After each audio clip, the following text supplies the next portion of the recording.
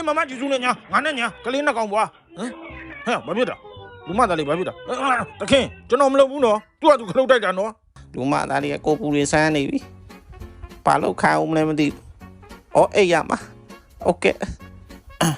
သူခိုင်းတာမလုပ်ရင်လည်းငိုမယ်စေးထိုးမှာလားဟမ်စေးထိုးမှာလားအော်နကြက်နဲ့ဆန်းအောင်မှာဘာယောဂရှိတယ်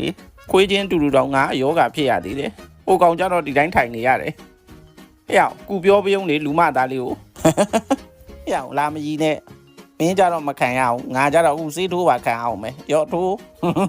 အေးမင်းရီထားအောင်မို့ကွာမင်းလဲရောက်မယ်နော်ခဏနေကြရင်ဟာငါယောဂချစ်တည်းတော်တော်ဆိုးတယ်နဲ့တူတယ် drip ပါချိတ်နေရပြီဟာ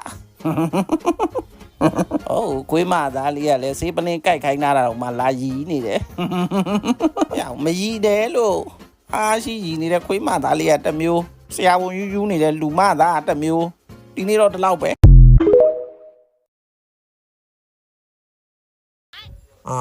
မမလည်းလူကြားထဲမှာအဘွားပေးခိုင်းမြန်ပြီရှက်ပါတယ်ဆို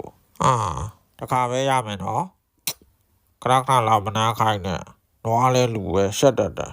ဒီနေ့ရေမချိုးချင်ပါဘူးဆိုတရိတ်ဆိုင်ရုံမှာဧည့်သည်ကြနေတော့တစ်ခေါက်ပြီးတစ်ခေါက်ရေချိုးပြနေရတာချမ်းချမ်းစီစီနဲ့အကြိုင်အေးမိတော့မယ်လူမသားတွေလည်းသူတို့ကြတော့အနှွေးတယ်နဲ့လာပြီးငါတို့ကြတော့ခဏခဏရေစင်းကူးခိုင်းနေတယ်ချမ်းပါလေဆိုမှကိုချင်းကမစားဟုတ်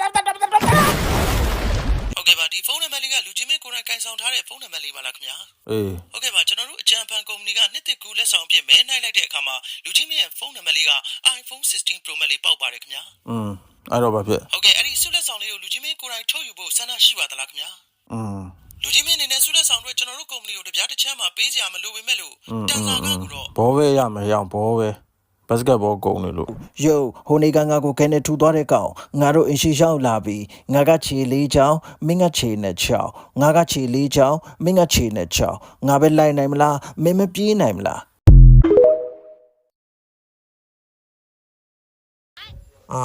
မမလည်းလူကြားထဲမှာအဘွားပေးခိုင်းမြန်ပြီရှက်ပါတယ်ဆိုတခါပဲရမယ်နော်ခဏခဏလာမနာခိုင်းနဲ့တော့လည်းလူပဲရှက်တတ်တယ်ဒီနေ့ရေမချိုးချင်ပါဘူးဆိုတရိတ်ဆိုင်ရုံမှာဧည့်သည်